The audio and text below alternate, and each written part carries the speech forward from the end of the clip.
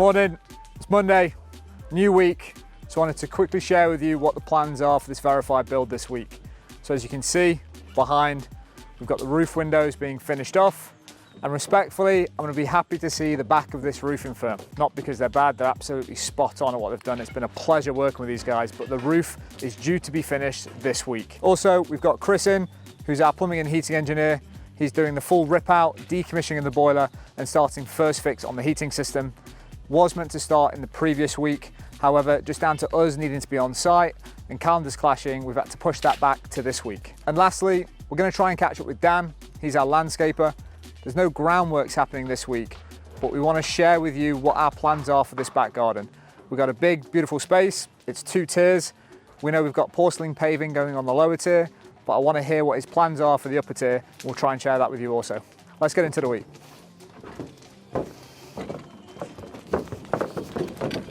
Before we get into the episode, let me quickly introduce you to Superscript.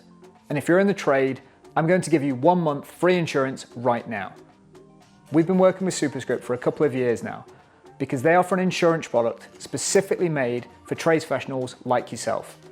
It's a flexible monthly insurance product with unlimited changes to your policy, completely for free. So if you have a new member of the team or buy some new tools and put them in the van and need them covered, you can make those changes for free. So no ridiculous admin fees to change your policy like other companies charge. And right now, whether your insurance is due today or any time in the next 12 months, you can claim 1 month free. And if you're a member of Verified, as a thank you from me and our team, you're gonna get 2 months free. Click the link in the description and give them a go.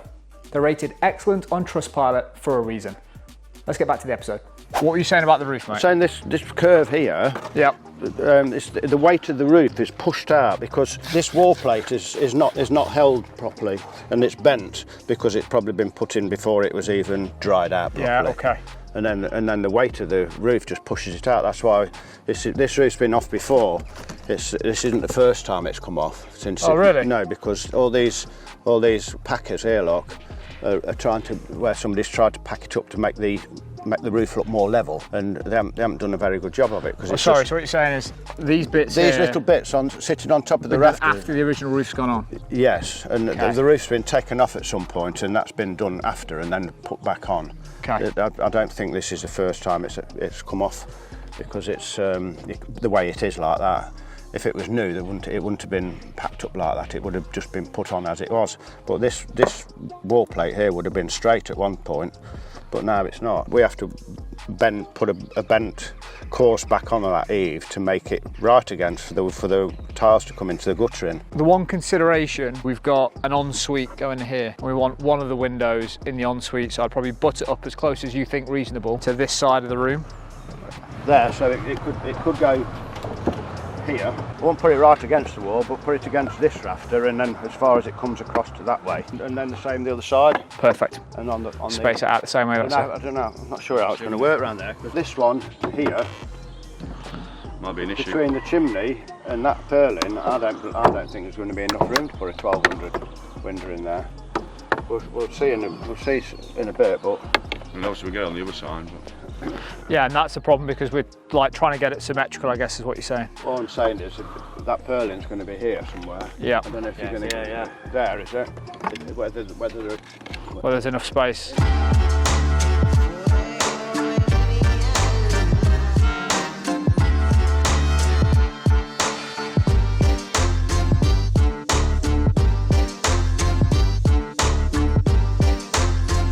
Just so you know, mate, they're 1400, not 1300. How big? How wide are they? 780.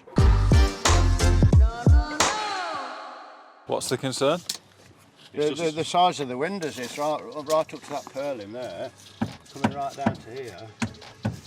The end is going to get them in. These rafters we're going to have to replace or put one down the side of all of them because they're sunk that far. We can't sit the windows on that little bit of wood there, but also the windows are going to come from there, that last there, right down to that wall plate almost, the size of them. But you definitely won't get one in over there, so you'll have to have a smaller one there. And your 1400 is down to here. Yep.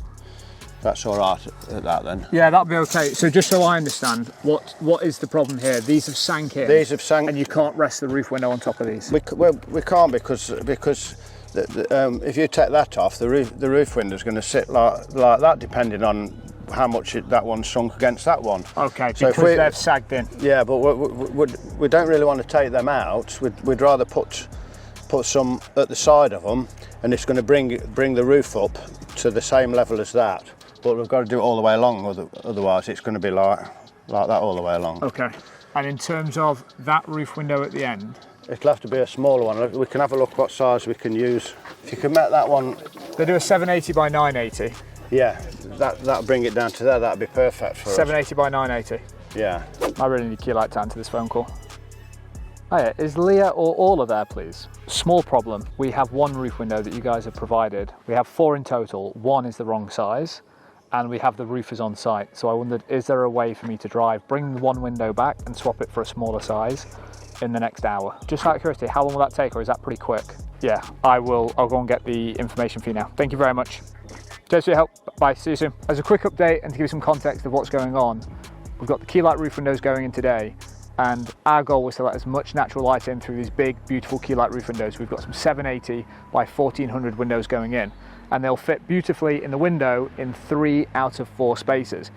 When I was specifying the windows, a mistake that I've made is I didn't take consideration 2 things. 1, the chimney has always been there, it's not a surprise, but secondly, the purlings in the roof.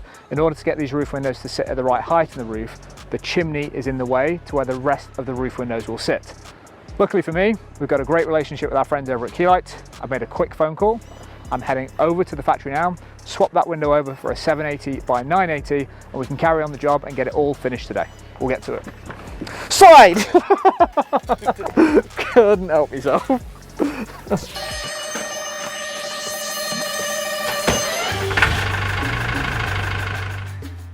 1 hour later. We're currently looking at Adam Callow, back from his joyride and trip to Starbucks, looking well refreshed, well plenished.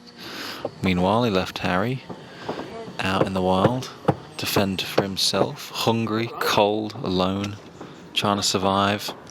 This is what only happens behind the scenes. Let me get my coat. I don't need you, Harry. You just stay up there.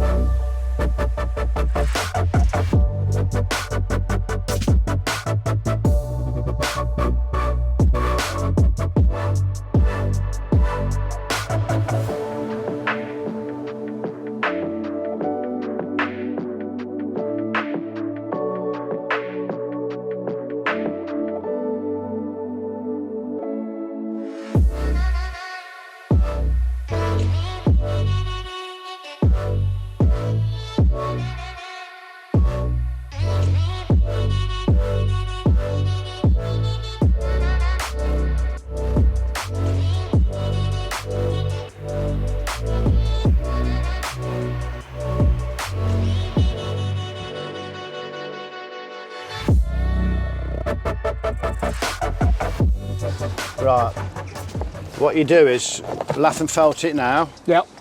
And then when you're tiling it, you tile the way through the bottom, then the lead apron goes on the bottom, then you put your soakers up the side. Yep. And then once that's on, you well, you have to take that off, get the soakers underneath there, and then put that back on, then a piece across the top, and then the back gutter goes in. Yep. And you tile over the top of the back gutter.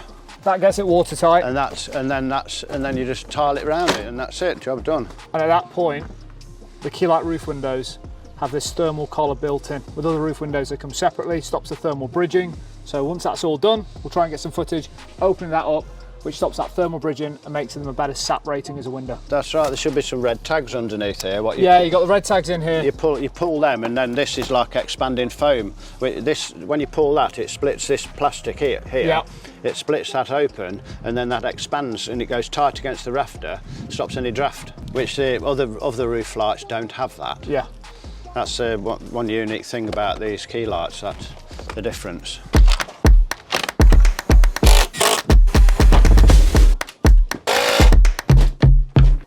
Quick update when it comes to the roofing. Me and Harrison on site today, working with our friends over at Keylite. Keylite are here this afternoon, which is going to be fun. We actually expected the flashings to be going on this morning.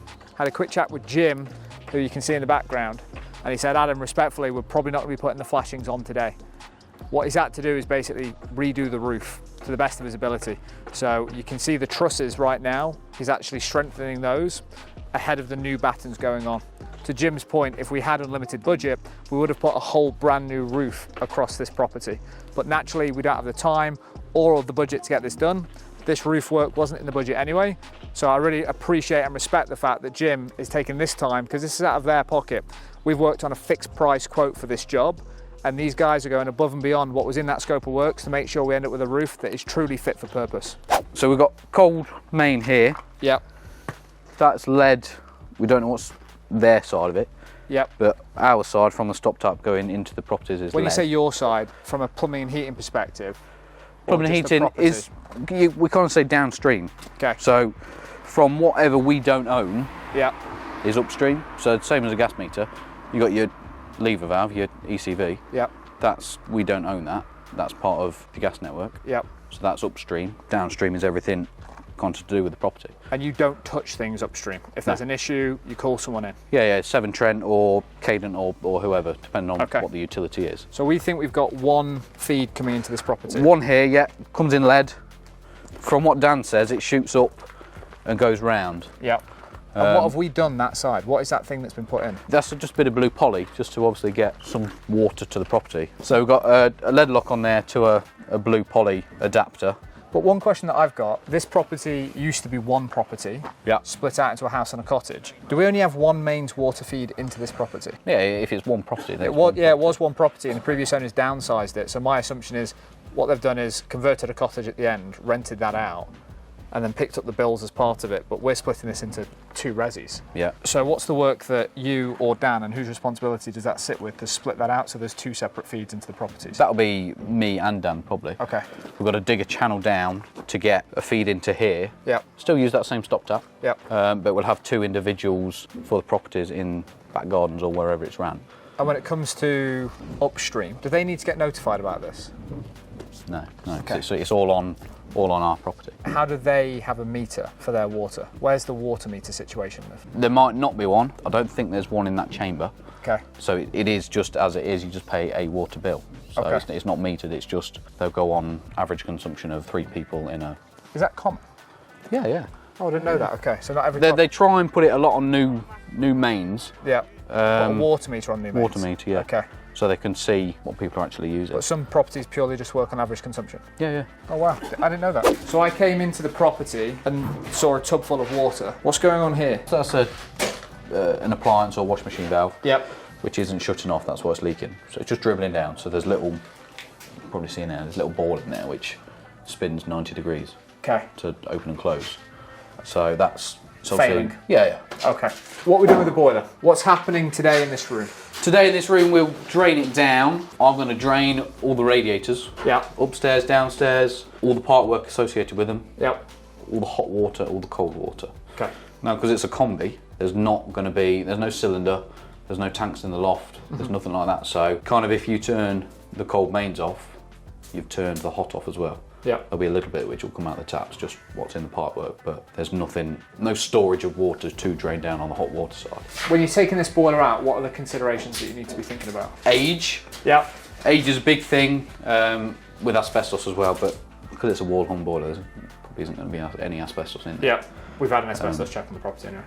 How much water it's going to hold itself, weight of it, and damage to the property, really. And when you were thinking about the new heating system that's going in, what was the stuff that went through your head in terms of specifying? So what we've ended up with is a heat-only boiler in this property. Yep. With a mega flow cylinder. Yep. And in the other property, we've got a Baxi combi going in. So we've got a Baxi heat-only, mega flow cylinder, a Baxi combi. What's the difference and what goes into your head when you're thinking about specifying heating systems? 9 times out of 10, you will specify on your hot water demand. So radiators in a property, you're probably looking 10, 12 average kilowatt. So not a massive amount. But then you've got your hot water demand, en-suite's going up on the 2nd story. You've got a main bathroom, kitchen, utility. How much hot water are you going to use over a period of time? Will a combi accommodate that? If you've got ensuite running, bath running, someone's downstairs washing up, you're going to lose a lot of pressure, and your boiler's probably not going to generate the heat quick enough to give you satisfactory hot water. So if you've got a store of water, you know you're always going to have 100, 200 odd litres of hot water distributed around the property. A utility. I thought the boiler was going up there. Interesting. And the cylinder in there. Well, you're thinking about them both going up there. What you've got to look at, if you're sticking a boiler in a loft, you've got to make sure there's a ladder, you've got to make sure it's lit, you've got to make sure there's a walkway, so safety, more on a manufacturer's point of view. If there's no ladder there, then no light, and they won't go up there. So if you've got a warranty, no service engineers going up there, simple as. The service engineers might, myself, I'd go up there. Yeah. But it's Baxi sent someone out on a warranty call. Yeah. They probably wouldn't go up there because there's no access. Important consideration when getting up there is making sure we've got access to the boiler. Access, it's lit. Yeah. You've got a walkway, somewhere to stick your kit down, so they're not going to fall through. I feel like we need to make a decision on this now then. So this is going to be a downsized WC. I'm assuming that will probably get boxed off and we'll just use that as underfloor storage. Yeah, stick a door in it or whatever, and storage for Hoover. a vacuum. Yeah, exactly. Yeah, so probably nothing in here. No. Utility room. You did the designs for this, you helped us with that. So this is just going to be a countertop utility room. Yeah, a little L shape there. So now what we're thinking is, where does the boiler go? I say initially, I thought it'd go up there. Cylinder, you kind of really want centralised to the house. So you've got even runs left and right, up and down, but there's no real cupboard upstairs. Could potentially go in the loft upstairs. Should we have a look? Talking about the cylinder, one of my questions is, these radiators, how old are they? And when you're thinking about heating a room, what are the things that you're considering? Like what's their... These are way before my time. Sure. Yes, mate, yeah. You're older than me. When you're looking at heating a room, you've got to look at the heat loss of the room. So we've got a chimney, which you'll get a heat loss through. Window spec, which is going to change. Going to change, so we've got glazing up, coming and putting in all the new windows, doors. You've got the building fabric, whether it's solid brick, cavity insulated, not insulated, and what kind of room it is. You don't want this to be a kitchen, for example, and need it to be at 21, 22 degrees all the time, because you've got the cooker on, you've got cooking in there, a lot of movement, so it's going to be too hot in there. So when you're looking at heating a room, say a living room, you want that at a comfortable temperature for a longer time, rather than, all right, well, we'll have the kitchen at 15 degrees, so we'll have the living room at 15 degrees. One, you're going to get complaints because you're too cold. Yeah. And two, it's not going to work properly. And when you're thinking about like the heat loss calc, what do you do as a heating engineer to work out what radiators need to go in each room? I use several apps. Okay. But you take what's below it. So we've probably got tiles on maybe a concrete bed on soil. What's above it? Is it a heated room? Is it a roof? Is it insulated? I say the building fabric, what it's made of, size of the room, height of the room, and yeah, chimneys, stuff like that. You stick all that into an app and it will calculate it for you. And what's the app giving you out? Is it telling you the exact size radiators or the output of radiators that are needed in a room? It'll give you a kilowatt loss or a BTU loss. It's a heat measurement of how much heat you need to be put back into that room to keep it up to your average temperature. Okay. So if you want it to be 21 degrees in here, you're going to lose 15 degrees, say, or so many kilowatts through your building fabric, through your loss of your chimney, through your whatever's around. Yeah. So then how big do you need a radiator? We're just going to move somewhere a little bit quieter, H, for this. One of the key considerations, or my key consideration around the heating was around underfloor heating. We decided to go against underfloor heating. What were your thoughts about underfloor heating for the property? Underfloor heating does work, and because we've got solid floors anyway, you can get low-level systems with a 18, 20 mil fairly insulated board. Yeah. Run 10, 12 mil pipework in it. One, your floor's going to come up, and we've got low ceilings. Very. So you're not the tallest of folk. No. You think you add 12 mil board plus a floor covering on top of that. Yeah. You're probably 30 mil-ish coming up, probably hit. So it's when you're looking at underfloor heating, you've got to look at the right kind of system. Are you going to have it throughout the house? Parts of the house, upstairs, downstairs. There's a lot to consider because it works at a lower temperature. So rather than being your boiler working at 65 degrees, say, your underfloor will work at 40 degrees. What's the impact on underfloor heating when it comes to your energy bills? Does it have an impact? Is it just a nice to have warm feet, or does it actually save you money? I've not looked into it too far energy-wise. I think it's a nicety, and it's. You've not got radiators sat everywhere. You've not got to think of position of a radiator. Yeah. Right, that needs to go under that window, but that window's too low. So I'm only going to get a tiny radiator in there, so I might have two in the room. Yeah. Whereas you've got a surface area of warmth through the pipework rather than just a white box. Makes sense, yeah. Freeing up some more space as well. Are there any considerations for this room before we move upstairs? Other than it's going to be a kitchen, Yeah. and we've kind of done the kitchen layout, haven't we? Radiator, probably stay there. It's always best to try and stick it under a window. Yeah. Because you get the cold air coming in through the window, so the radiator will, although they're called radiator, they kind of convect the heat round. So it'll push the cold air, warm it up, push it around the room, and then it's just kind of a cycle. So Nice. ideally under a window, but if it can't be done, it can't be done. All right, let's have a quick look upstairs. So here's something that might be interesting to you, that we still can't work out why this would be the case. Why is this concrete? Can't tell you an answer for that. There's two big unknowns in this property, which is, I guess, just more confusing. And it might be good for social if people in the comments can make some suggestions or have a guess. Why would this be concrete based? And also, if we have a look in here, given the fact that we've got reduced ceiling heights across the majority of the property, if we look at the cavity that's down here, and we look at the space with the overboarding up here, any suggestions as to why this room feels like it should have a lot more space across all the property on this level? Yeah. Why would this be the case? Have you seen this before? I've seen floating, but not on first floor. Correct me if I'm wrong, but just from me coming in, that gap there feels wasted. Ceiling height downstairs could have been higher. Maybe they've, like you can see, it's dropped ever so slightly, so they might have done some work to get a level on it as such. Well, here's the stuff that you're going to be putting in. Lovely. Baxi heat only, Baxi combi. Yep. Electrician has been pulling floorboards up. What are you going to do differently in this room, or is there anything specifically for you to do in these rooms? It's just going to be pipe runs.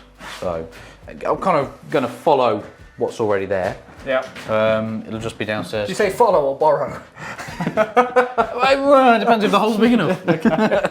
I'll follow the initial runs, but it's kind of done the legwork for me. This stuff's a nightmare to get up anyway. Thanks, Nick.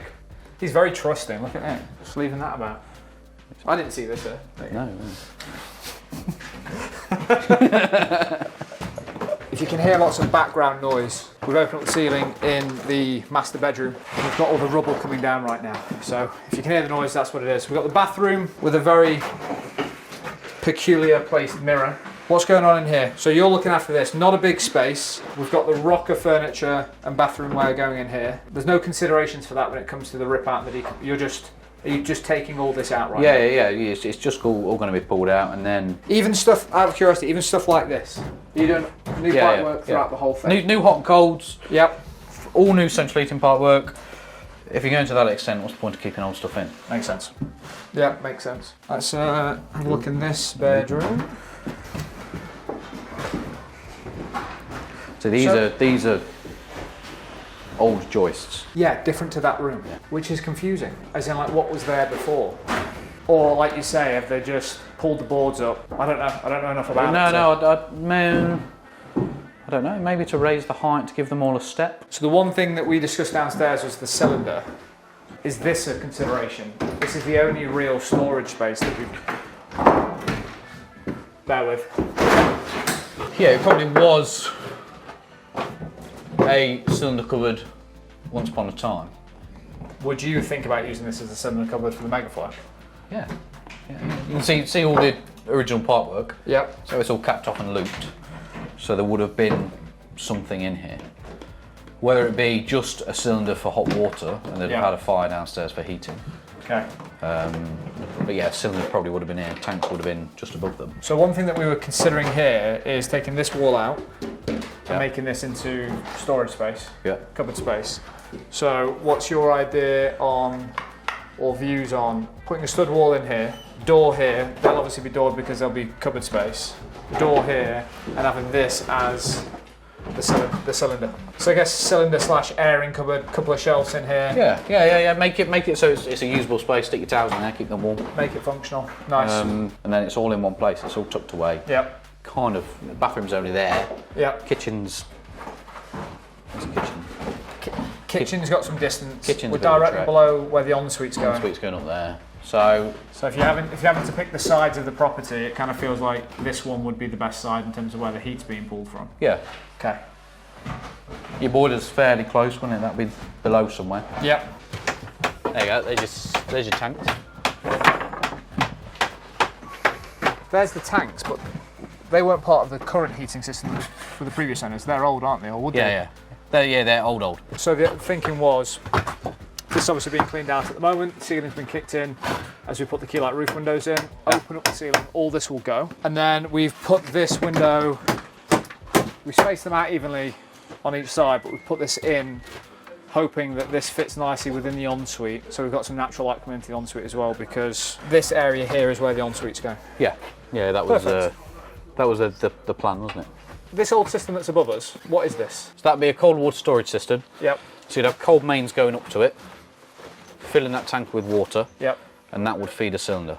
Why So do you need that? Is it because of the draw of the property? back in the day, Okay. probably not when it was built, but old. Yep.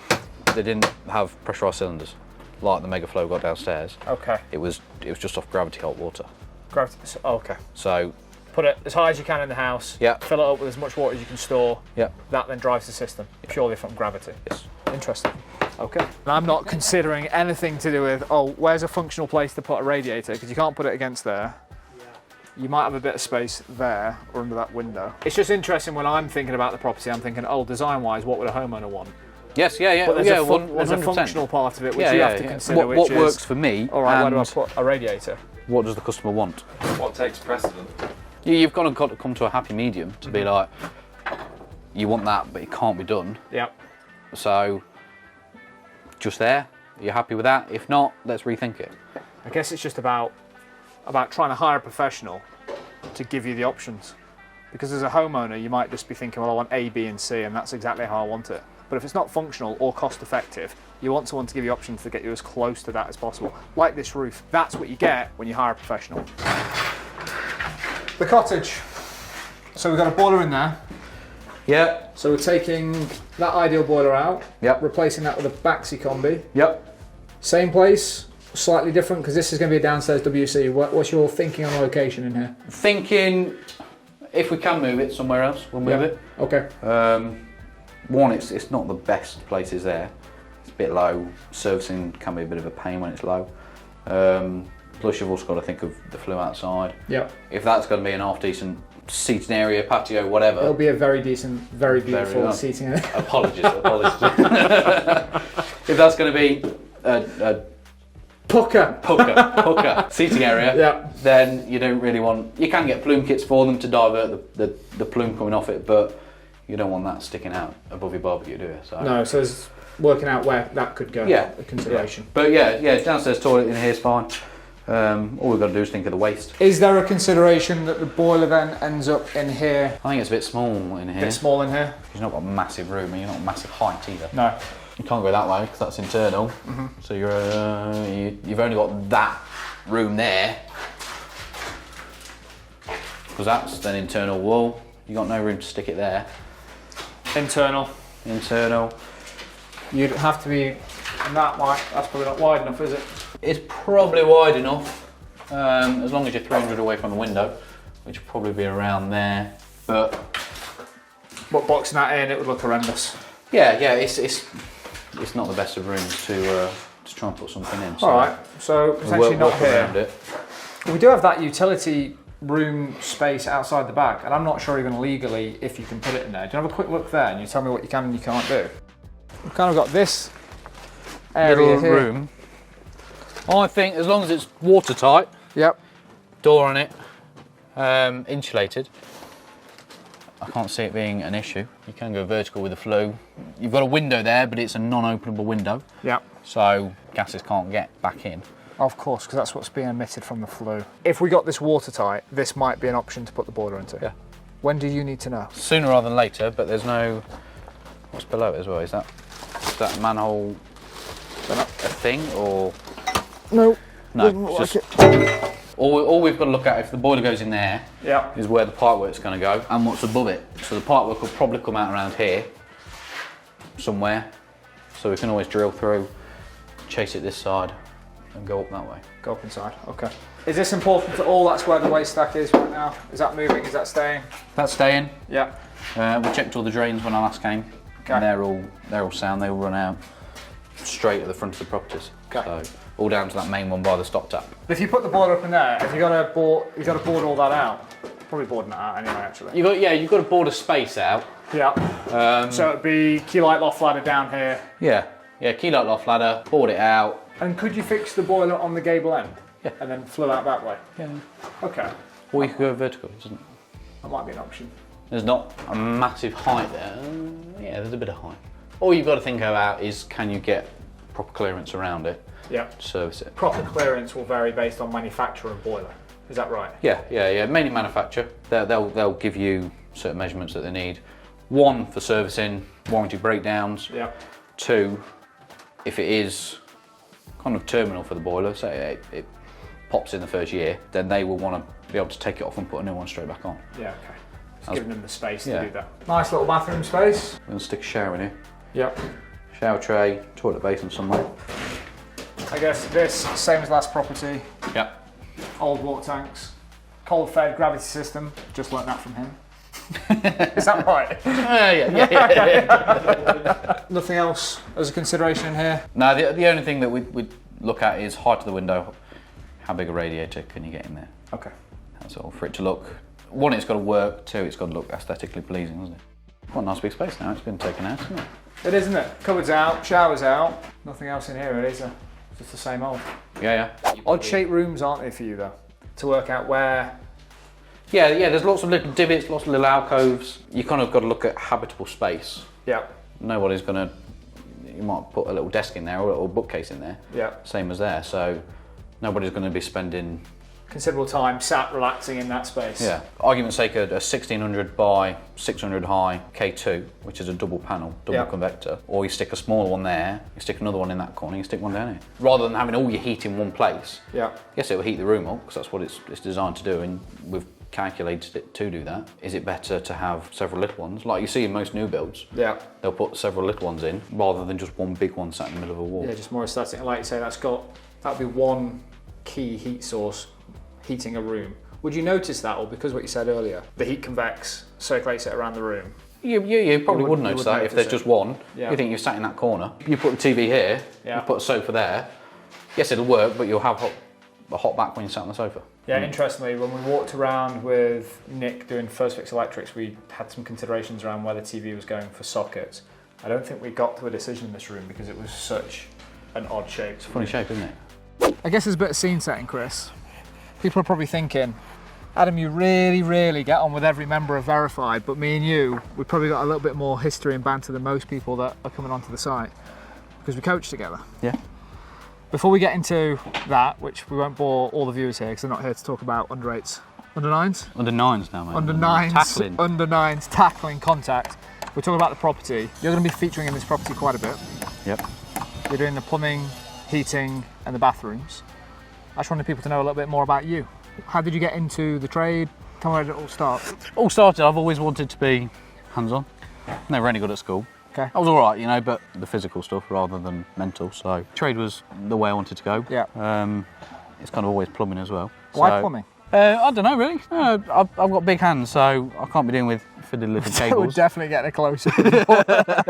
Put your hand behind. You haven't got that big hands. See, they're not that big. They're just chunky. Like, they're just chunky. Fiddly little cables, so you couldn't be a spark. No, I didn't want to be a spark. Okay. So yeah. Plumbing, heating, that kind of thing. Always interested me. So okay.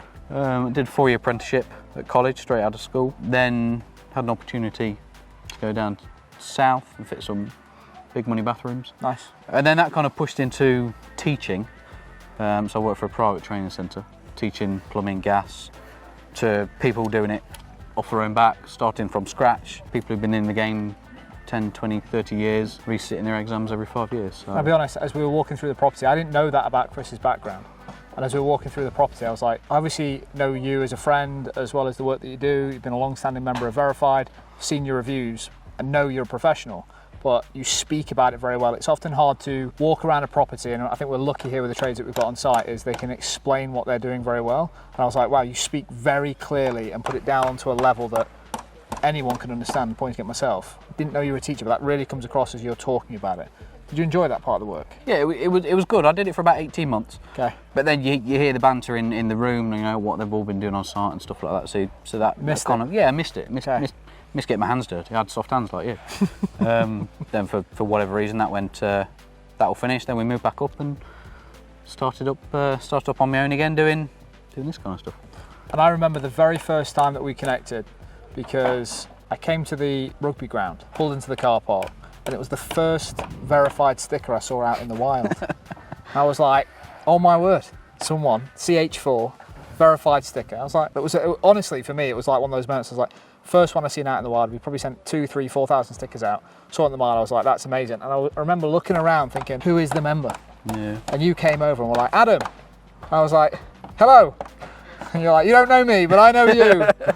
And you ended up coaching my son. And then ever since then, got involved. We coached together. Dragged you in. Dragged me in. I mentioned CH4 then. Yeah. We can tell right now that you've rebranded. Yeah, rebranded. CH4, there was a local company, which had been long-standing, so we kind of didn't want to tread on their toes. I created CH4 when I was down south, so company's house or whatever, there was nothing around, so I thought, yeah, perfect, job done. Moved back up, and it was competition, so I was like, no, we'll set that not up. Just competition, like competition with the same name, confusing yes, as well. Yeah. I thought, do the decent thing, sack that off, and start something, rebrand. Go fresh, go more down a property development route rather than I just do plumbing and heating. And is that the goal for you longer term? So you sort of started the career in plumbing and heating, but I know firsthand, especially down at the rugby club, you're busy with your team doing different things for people in the area. Yeah. Are you getting more into the property development side? Yeah, it's the whole offering. It's nice to be able to get yourself stuck into a job, yeah, rather than bitting and bobbing, which you'll always have because things always go wrong. Yeah. So you'll always have to probably fall back on, but the bigger stuff, I can park up for 2 weeks, say, stick my kit down and just work my way through it. Nice. It's just, you know, from ripping out to seeing the full finished project completed by us. It's nice to see that and see a customer's face. Yeah, more rewarding. So we've got to dig up here, at least 750 deep, to do this cold water. Yeah. We've got to get a drain to kind of where that boiler flow is, haven't we?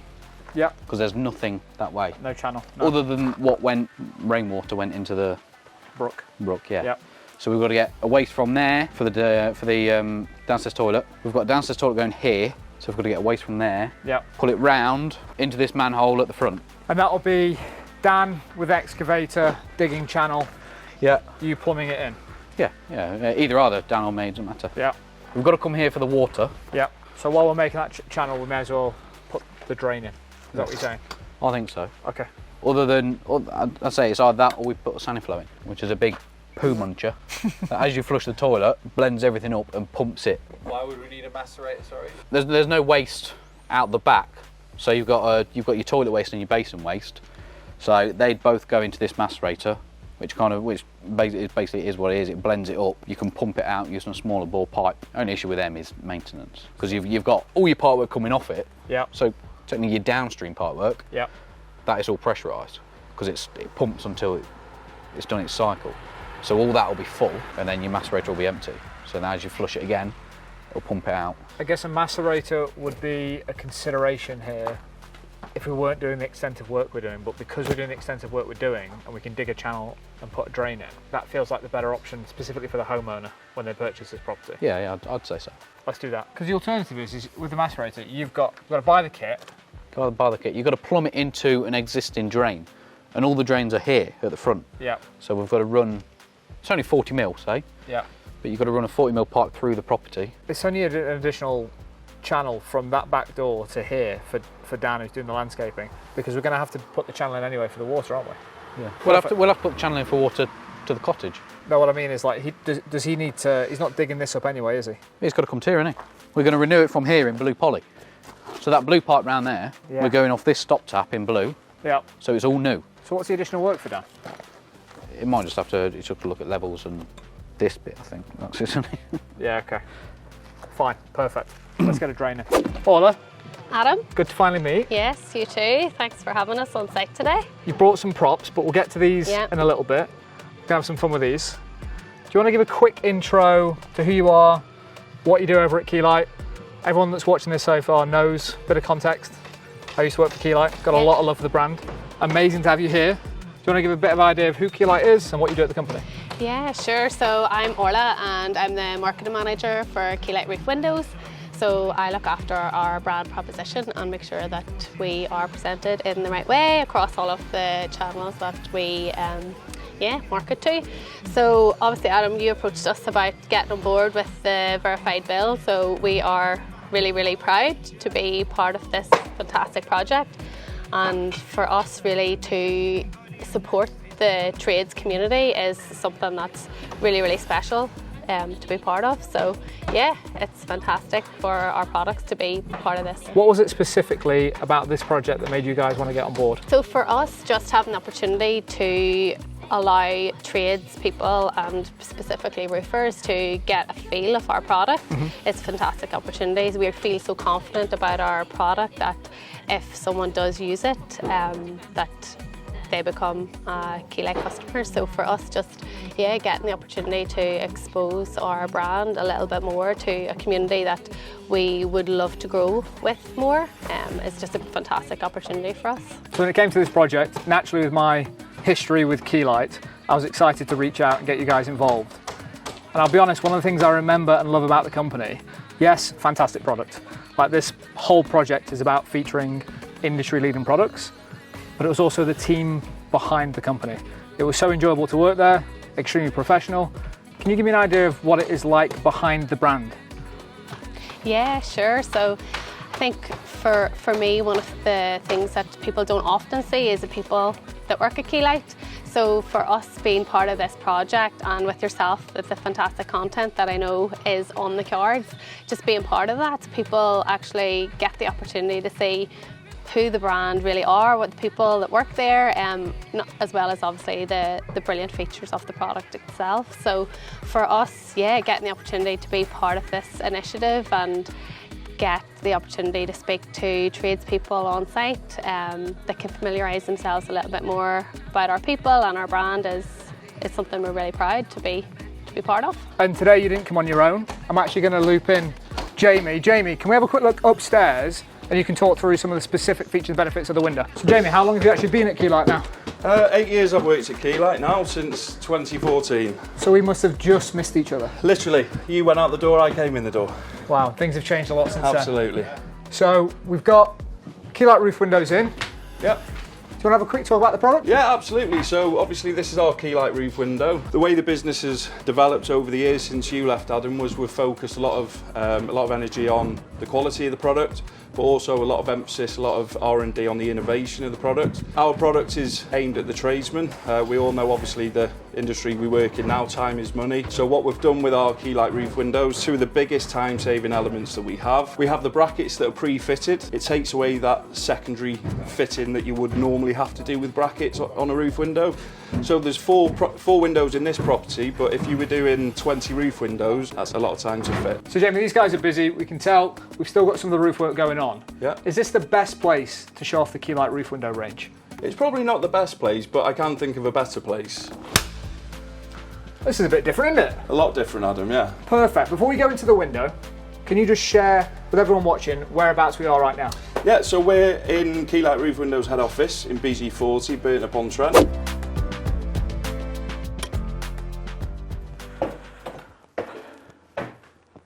So we're at the end of another week at the verified build. The first thing up here, how much better does this room look? So much brighter now we've got the Keylite roof windows installed. Because we pulled straight in, I actually haven't looked at what this roof looks like from the outside. I am looking forward to it because all the tiles are on, flashing kits are in, and if I'm being honest, it looks like they have done a beautiful job on this roof.